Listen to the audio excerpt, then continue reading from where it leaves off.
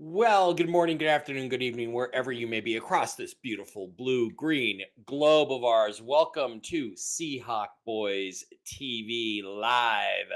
I'm your host, Mike Barrett, in Las Vegas, Nevada, and the 2025 NFL draft is in the books. And this has to be, I'm sorry to say, I'm not sorry to say, I'm happy to say, I think this is the best draft the Seattle Seahawks have had in a long time. Maybe in 13 years, maybe since the 2012 draft class. I'm not saying there's going to be two or three Hall of Famers coming out of this draft class, but I'm more excited than I've ever been. We got some good players. We made the right moves for the most part, with one exception maybe that I wasn't wild about, but that could still turn out to be something special. I could still end up being wrong about that. So, let's come back and get into it.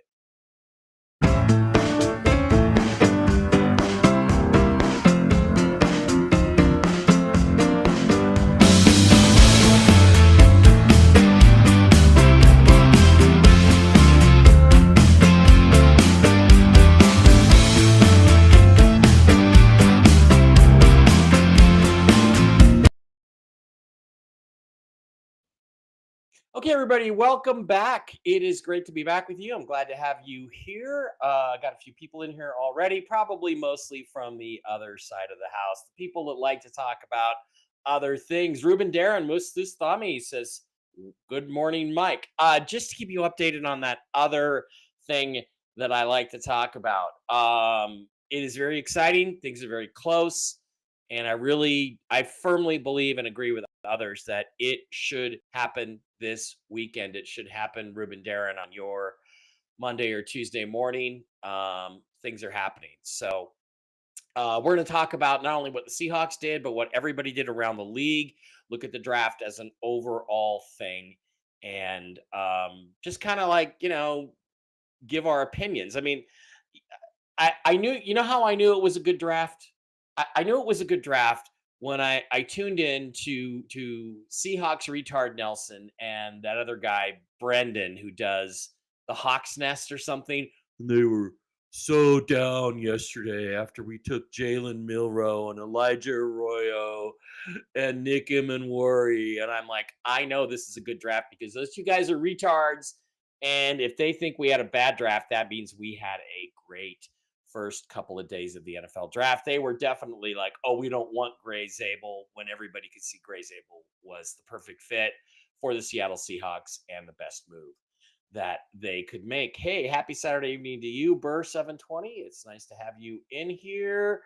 Darren, again, when do we RV? Soon, very soon. I think if Trump had been able to talk Zelensky into a peace deal today when he sat down with him, we'd probably be right on the cusp of it, but it may go anyway.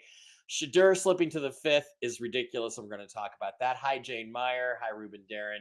Nice to have you guys here. Darren Rat, Texans fans here. Yeah, hey, Houston did a good job. So we'll talk about that. We'll try to go through everybody's draft and see how they did. But let's get started with the Seahawks review. Let's talk about what they went and did. I'm going to share the screen here, and we're going to look at basically just the Seattle Seahawks draft class as it stands. It was really interesting because they took, I think it was nine offensive players. One, two, three, four, five, six, seven, eight, nine offensive players, only two defensive players. I think that is absolutely fascinating. Let's see if we can flip this over and do it that way. Absolutely fascinating. That is going to mean that they're going to be signing an awful lot of undrafted free agents on the defensive side of the ball. I was a bit surprised we didn't take a linebacker. I was surprised we only took one defensive tackle, Riley Mills from Notre Dame, and that we called him a defensive end. I guess in a 34, he could be a defensive end, but he's a relentless pass rusher. Um, he's a great player, and he's got injury history, which several of the guys do, and that's really interesting. They took chances on guys. Why? Because the roster's pretty solid. It's not a great roster. We don't have any real superstar players. I mean, DK Metcalf was probably one of our best players. and we traded him for a second round pick. But the truth is, it's a very solid roster, and it really only had one gaping hole that was left guard. And guess what? They addressed that in round one. So let's move on over to round one. Take a look at Gray Zabel, the Seahawks first round pick. Here he is lining up, taking a guy out at left tackle for North Dakota State. You can see he's an outstanding pass blocker. He's an excellent run blocker as well. He pancakes people. He was dominant. There he is, pancaking a guy almost on the inside. He was dominant at the combine. He had a great Senior Bowl, and he is just sort of the relentless, big, tough, physical white guard, the Steve Hutchinson type that this team has needed for some time. And they said, well, we don't really know where he's going to play yet. I think he could actually play at left tackle, probably even in the NFL, if Charles Cross doesn't get it together here in his last contract year or two. But there you see him playing right tackle. But look, he's an all around player. He's exactly the guy they needed. He was a perfect value at 18. And it's really interesting that the Seahawks sort of said, hey,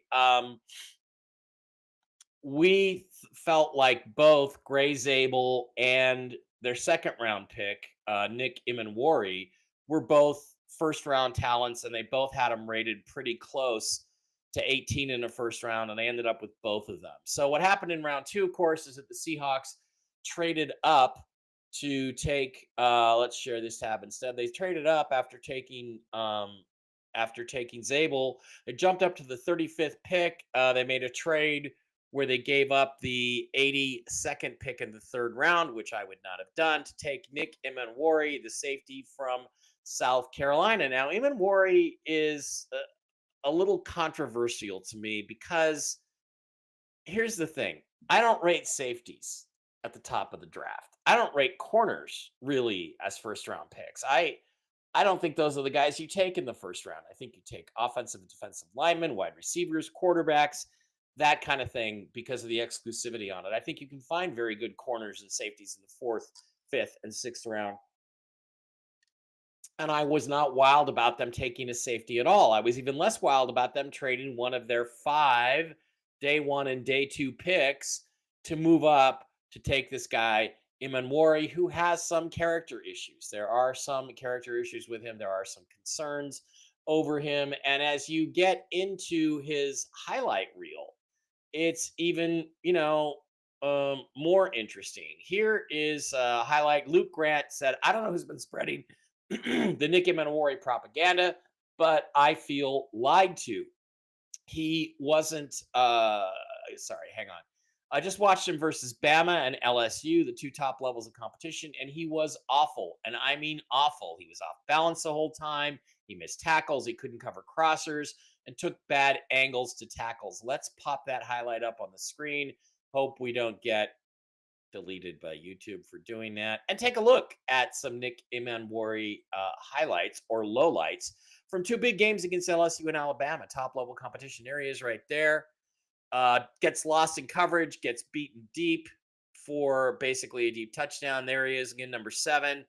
Coming up, doesn't really know where to go, takes a bad angle, gets out run to the corner. That's not a good sign, because what they talked about here, he is again coming up, faking to set the blitz, gets beat deep right in the hole that he vacated. The receiver catches the ball. He can't do anything about it. There he is, losing his balance, missing a tackle, and giving up a touchdown. So again, this is against LSU. Here's against Bama. Out in coverage, Jalen Milroe there completing an easy pass on him.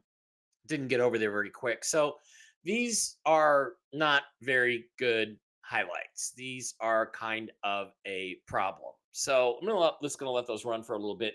So the question is, okay, Mike, what would you have done? Well, I don't believe in safeties. I don't believe in taking safeties that high unless their name is Ed Reed, Troy Polamalu, Kenny Easley, Ronnie Lott, somebody like that, or Steve Atwater. I just don't believe in it. And they wanted a big hitting guy. They wanted a guy who reminded them of Cam Chancellor.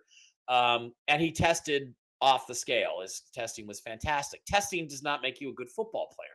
Making plays on the field makes you a good football player. And a guy that I really liked, that my brother Dave, Seahawk boy Dave, really liked, was Xavier Watts out of Notre Dame, who I felt like has much more instinctive capabilities. He's always around the ball when I watched him.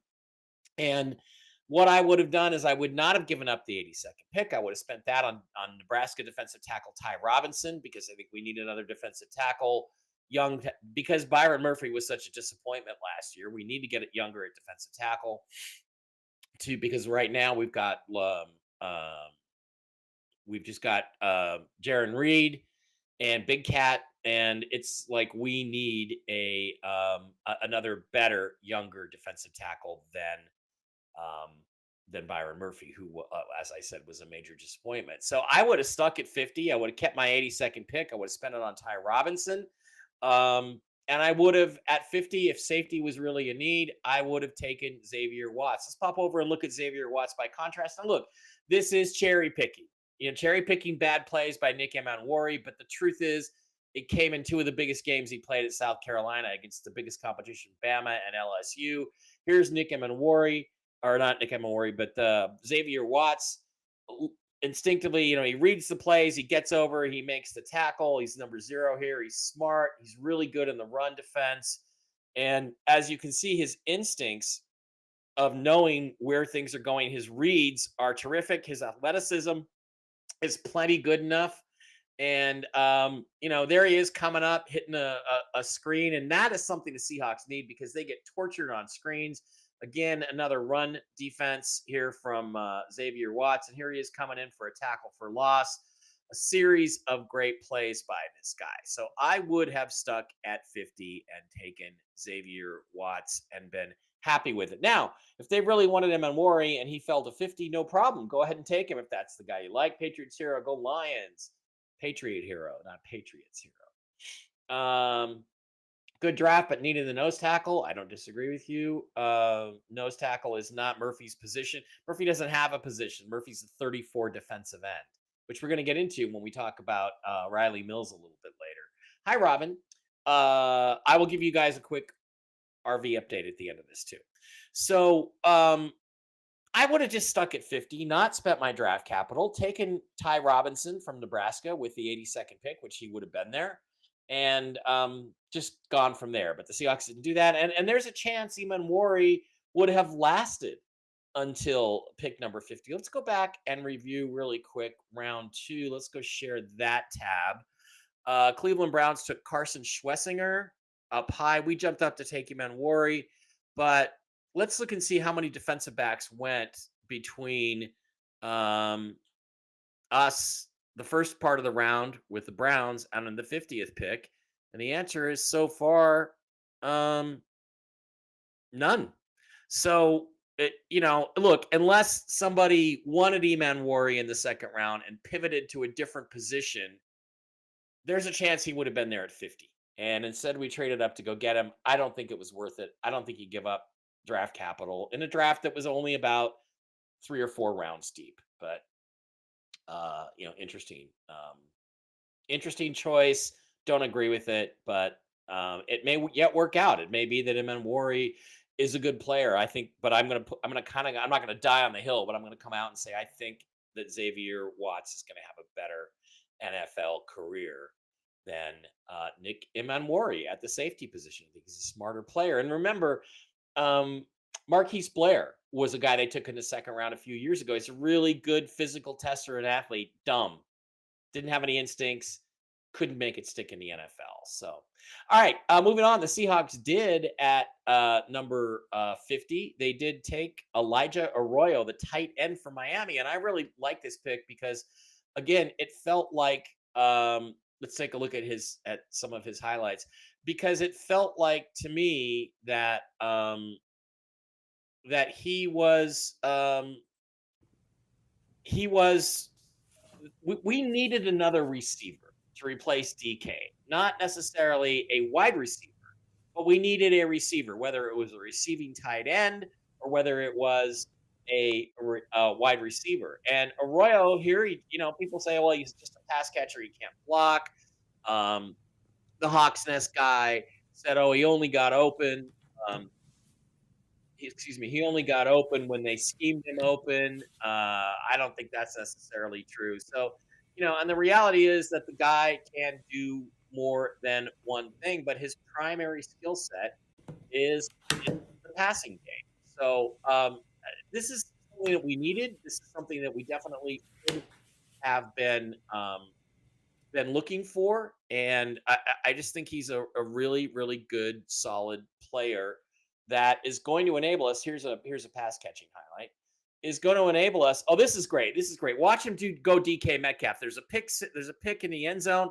Watch him run all the way downfield and DK Metcalf to this guy's Buda Baker and prevent a touchdown. That is a hustle play. Here he is once again in the passing game, beating a couple guys, getting to the outside. He's more athletic. He looks more athletic and smoother than Noah Fant, who's was a first round pick.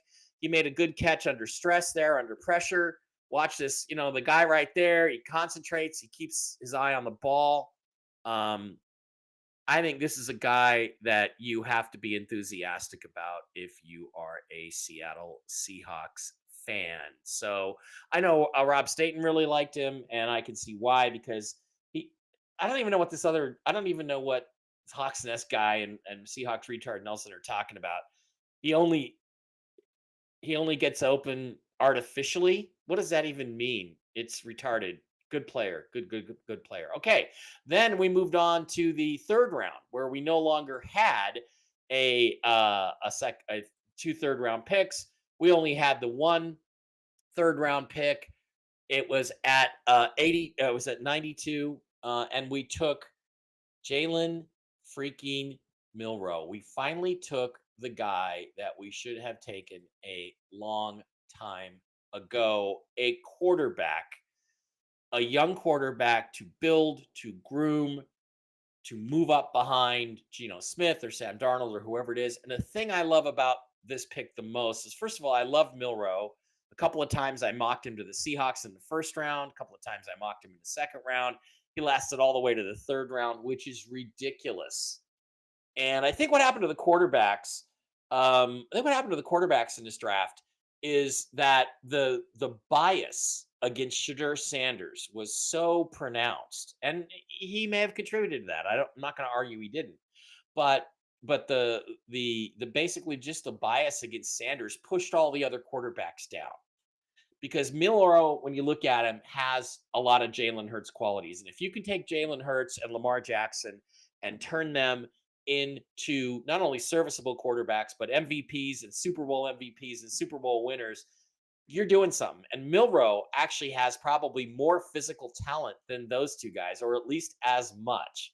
So the Seahawks got a guy that with 2-3 years of work, they can maybe build into a Jalen Hurts. The idea is, of course, which is what they should have been doing for the last 4 off seasons, is to find a guy who's better than the guy you've got, who has the potential to be better than the guy you've got. And they did it, and they didn't pay a high price for it, which, given the way the Seahawks have conducted themselves in the draft, I'm honestly stunned that they pulled it off because I was ready to give up on John Schneider.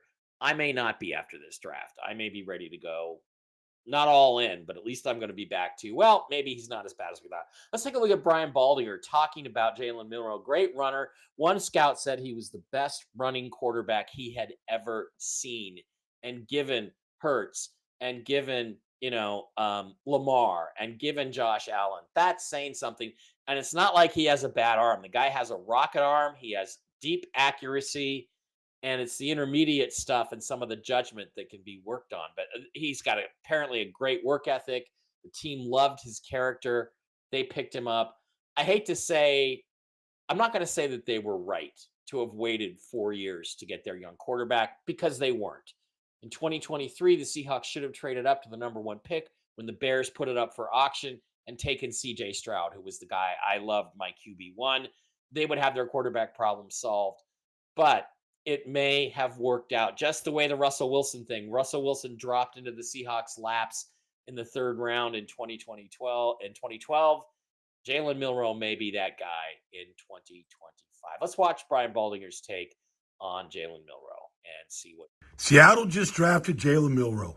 The guy is just an elite athlete. Like, nobody can really catch him. If this was flag football, teams would have a hard time just ripping the flag off this guy. He makes it look so easy. But that's what happens when you run a 4.37 40. Like, you can be a great runner, all right? Against LSU, like, you watch this in Baton Rouge, this doesn't happen to the Tigers often, where you can just run quarterback power and just get on the moving sidewalk and just run away for 72 yards. Not one Tiger can catch him. I mean, that's hard to do. That doesn't happen very often to any LSU team. But that's what Jalen Milroe can do to you. Like, he is just an elite, like the Iron Bowl game against Auburn. All right? Like, Lamar runs this play. Jalen Hurts runs this play. Josh Allen runs this play. And Milroe runs this play. You can see a package right now with Sam Darnold and Jalen Milroe in Seattle going, let's put a package in there. I mean, Mike McDonald did come from Baltimore, where he saw Lamar do this stuff to him every day in practice. This stuff, you can package this kind of stuff and get them on the field. But these are good throws. All right, that's a great throw to the back right there. Yep. Like, this throw down the field, I mean, you can't, like, really spin it a whole lot better. Like, this is a deep ball, like, just a go route. Like, just cut it loose from the 25-yard line, right? 50 yards in the air. It's perfect. A little juggling act, great catch. All right? But, look, does he make some mistakes? Does he got to clean up his footwork? Does he have to work on fundamentals? All those things. But everybody needs to be coached. But the talent is there. Milroe is a Seahawk, fourth quarterback taken. I got nothing to say about that, except let's go back and look at Milroe's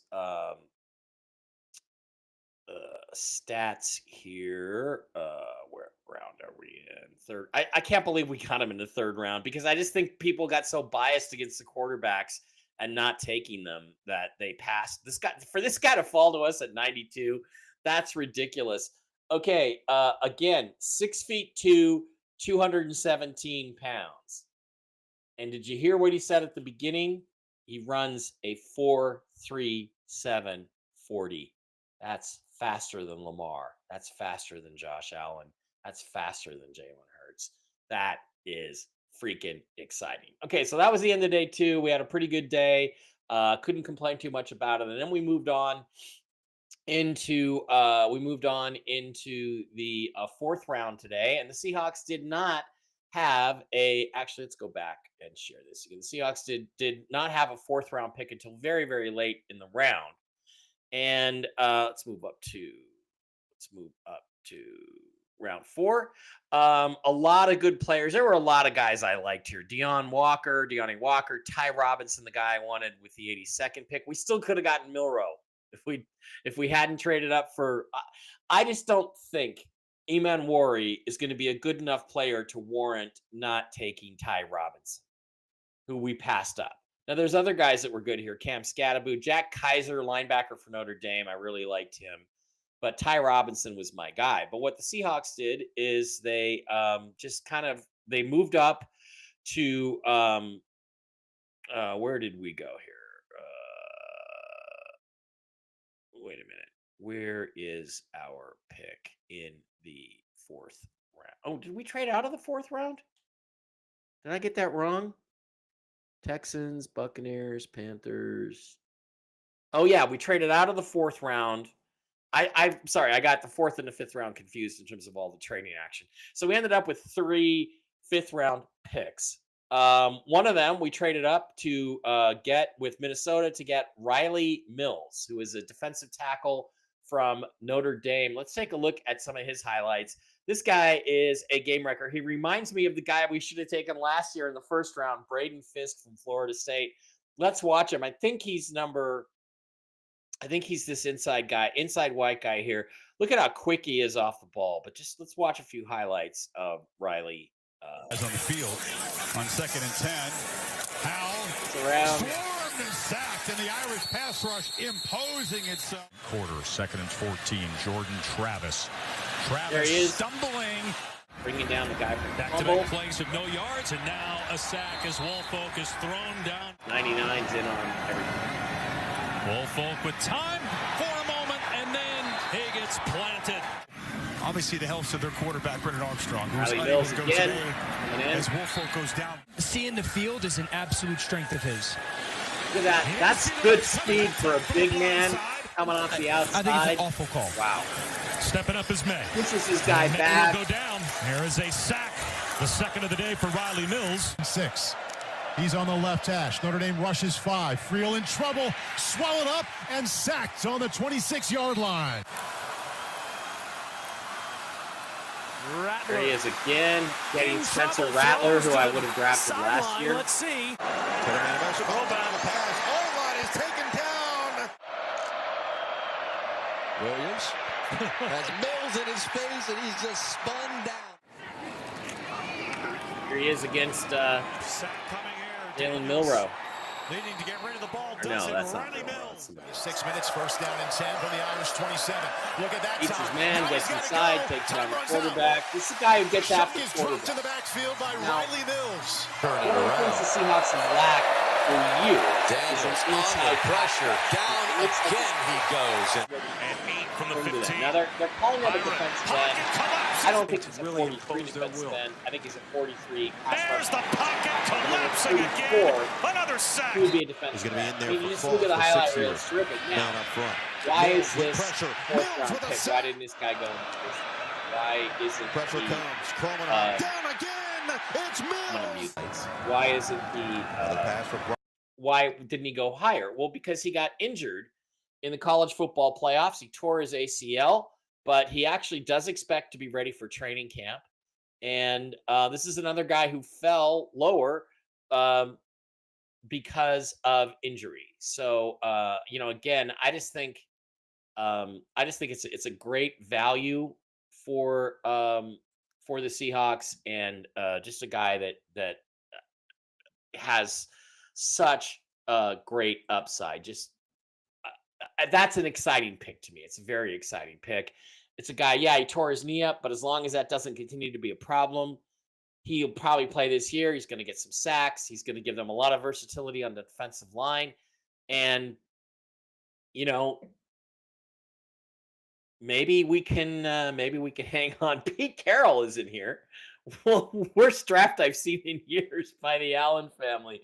Well, Pete, actually, I think it's the best draft I've seen in years. And it's because you were not involved. You and your ego were not involved. The edge rusher of the Lions draft is from Egypt. He was so happy and excited that he got drafted. He said he would die for Dan Campbell. Well, probably a Muslim. So they take that stuff a little too seriously.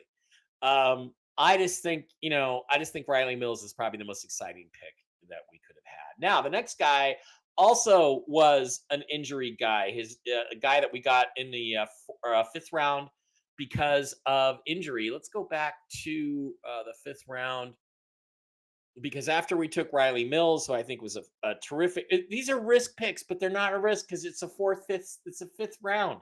You're not taking a risk. If it doesn't work out, you only spend a fifth round pick on the guy. So they took him, and then at 166, we picked again. We took Torrey Horton. When you start with Torrey Holt like that, like Torrey Holt, it reminds me of Torrey Holt. That's a really good receiver. They picked him up at pick number 166 from Colorado State. He's 6'2 and a half, 196, and I don't know what his 40 time was, 4.41. So he's plenty fast enough at 166. And then we took another guy, Robbie Ozutz, we're going to talk about in a minute. But let's take a look at Torrey Horton and watch some of his highlights actually from the Seahawks themselves. This is what they saw that made them want to pick him. Let's turn the mute on. Here he is, just running the ball up the middle, getting it as a running back so he can run the ball. He's got speed up the middle. Here he is getting a little bit deep, getting away from the coverage, making a tough catch, taking a big hit. Again, downfield, getting a touchdown pass on a crossing route. That's good stuff. The thing is that he's fast, he's big, he's got good hands. And again, another guy that was injured about 7 games into the season, as I understand it, injured like 7 games into the season. But for those 7 games, he was a dominant player. out there for Colorado State. So good for him. And again, it's exciting because he's a guy that has the athletic ability to replace DK, assuming he gets healthy. All right. After that, the Seahawks then picked up an odd pick. A guy named Robbie Outs from Alabama. I got to tell you, I got to think that this is a pick that Jalen Milroe had some influence on, because this guy is basically a tight end slash fullback, and this is something that they say that Clint Kubiak uses, is a fullback, a second back in the backfield. This guy looks like a crushing blocker, pretty decent pass catcher. Let's watch a few highlights here of Robbie Oots.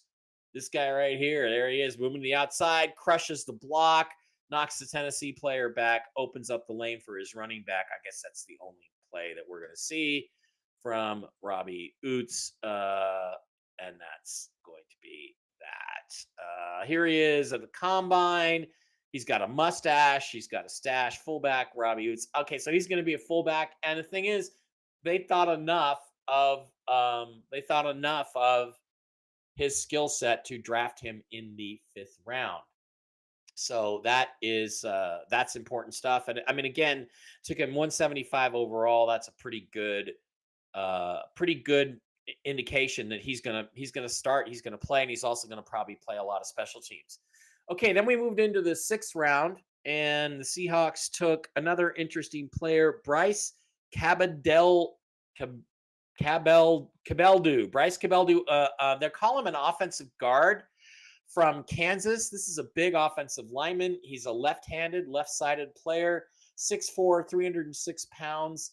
They're listing him as a guard, but I got to be honest. You look at some of this tape, and I have a weird suspicion that he might be able to play some tackle. Let's watch this as he swings out to the left side, gets the guy out of the way.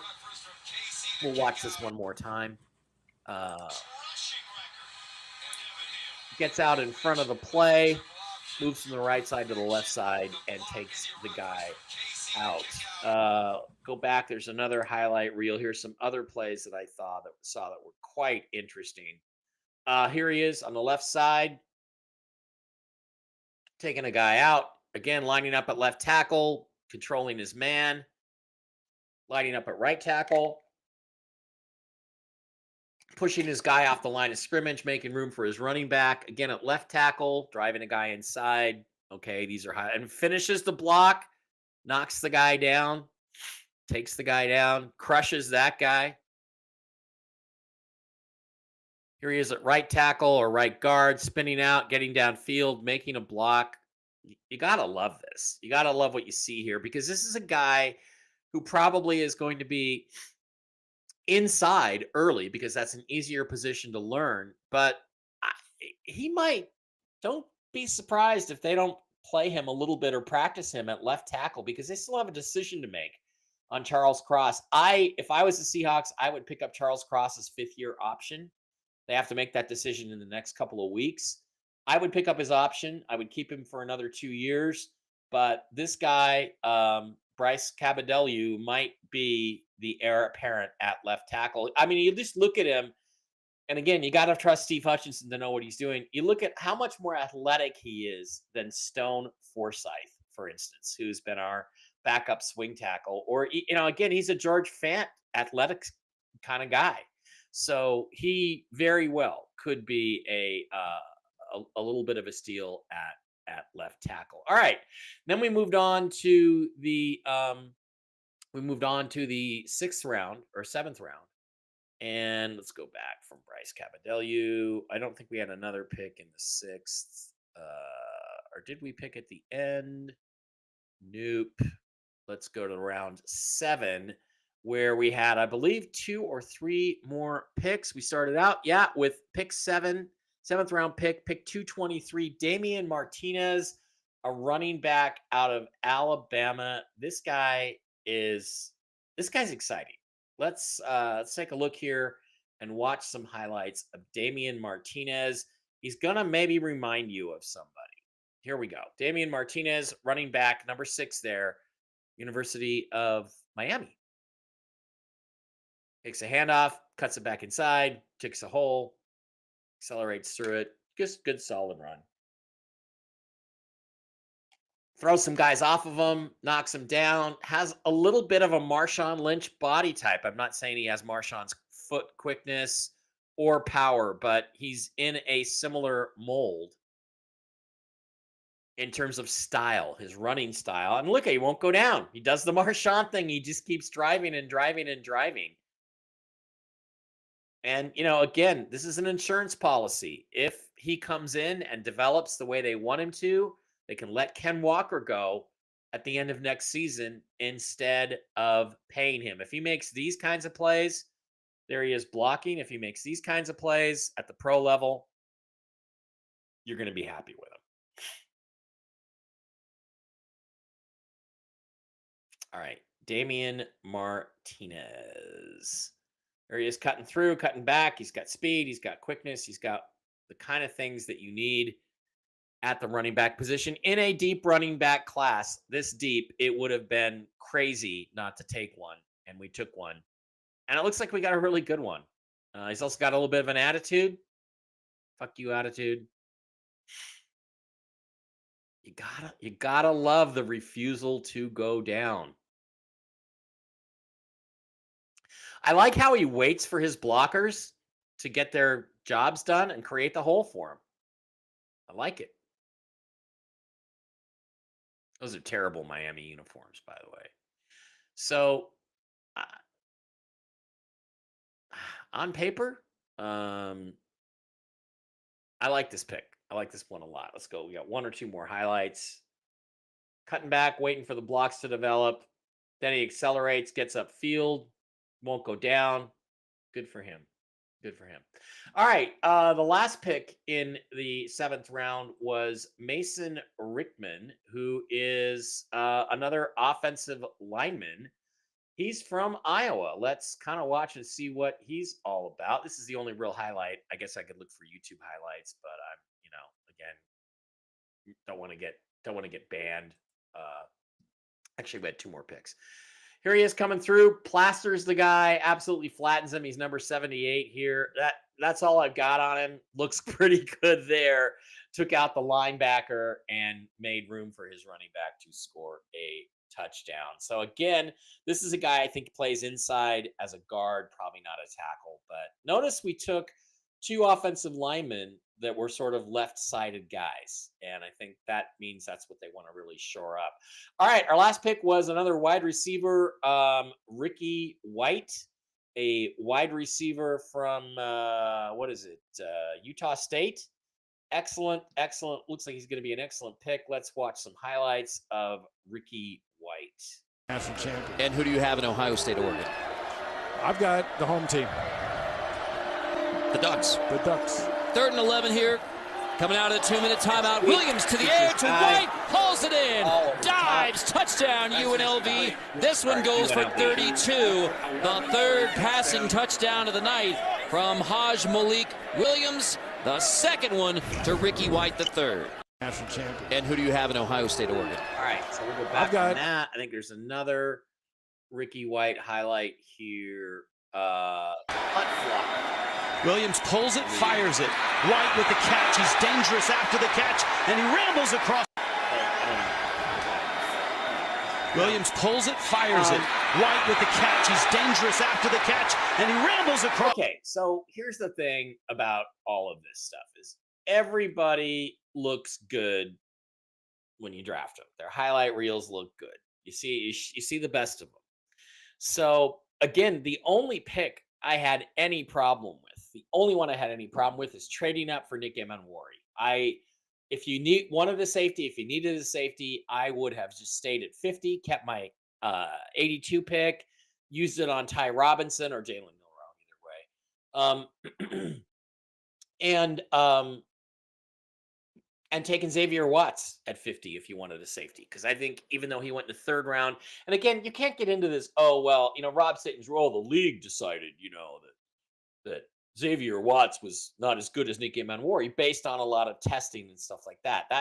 Doesn't mean shit.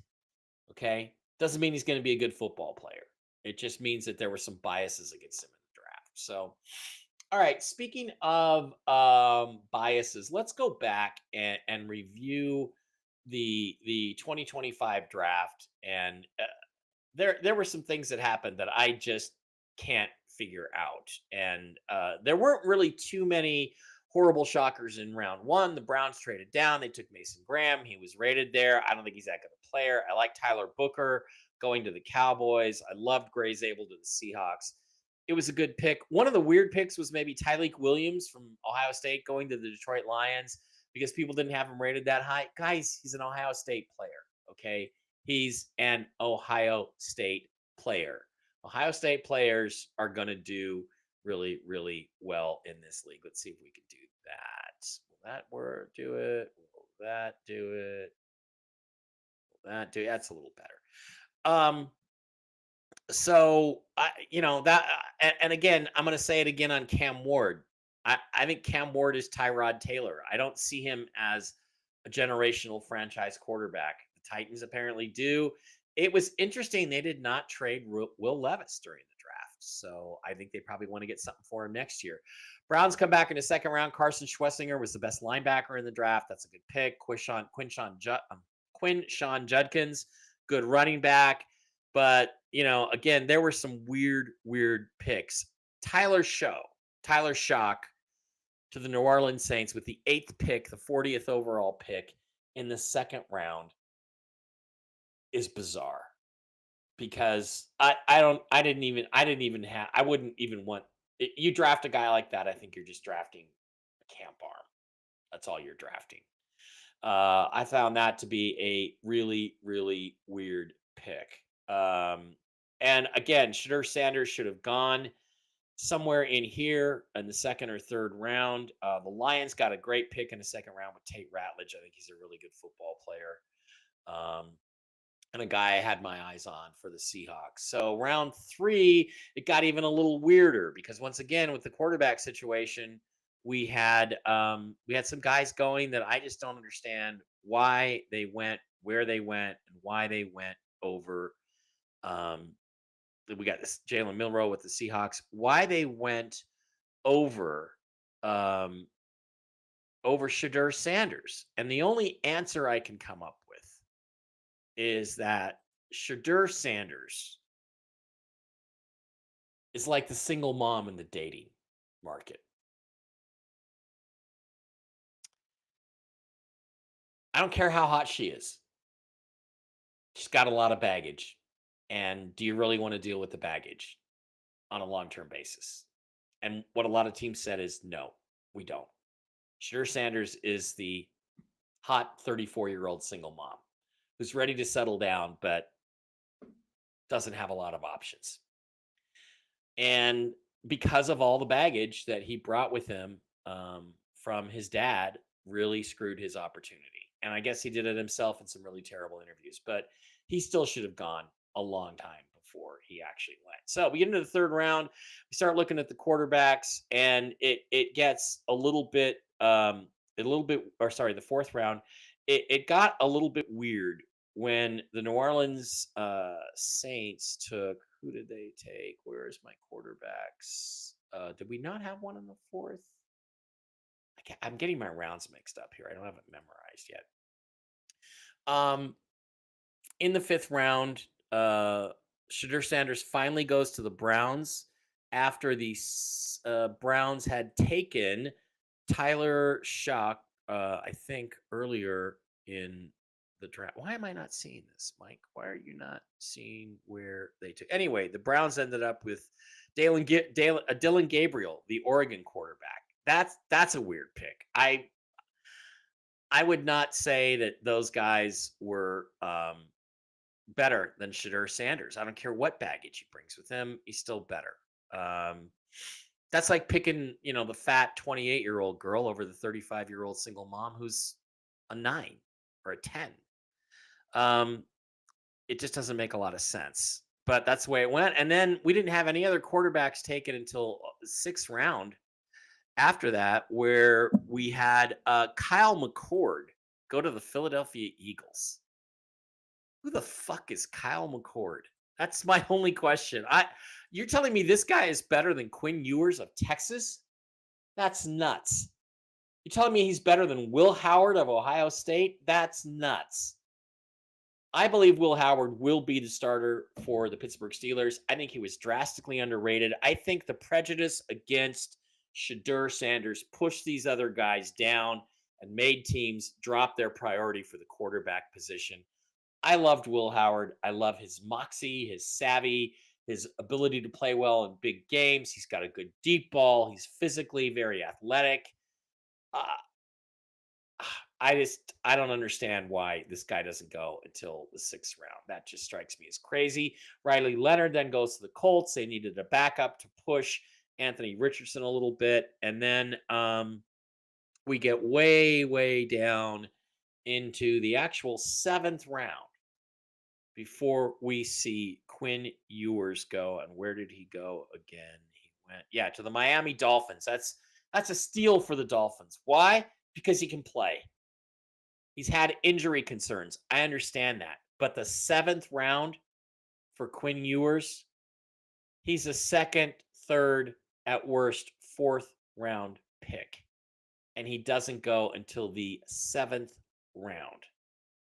But the good news is he's going to the Dolphins. And that is a organization that, with all their problems with Tua, is going to need a young gunslinger to come in and help them out. So, all right, those are my thoughts. I got to be honest. I got to give this draft an A. The only move I didn't really like was Emanwari. I would have taken Watts, and I wouldn't have traded up to get him. Other than that, I got to say, I think this is a really, really excellent draft for the Seattle Seahawks. I have no complaints for the first time in years because they addressed the most crucial position on the team, quarterback, for the first time in forever.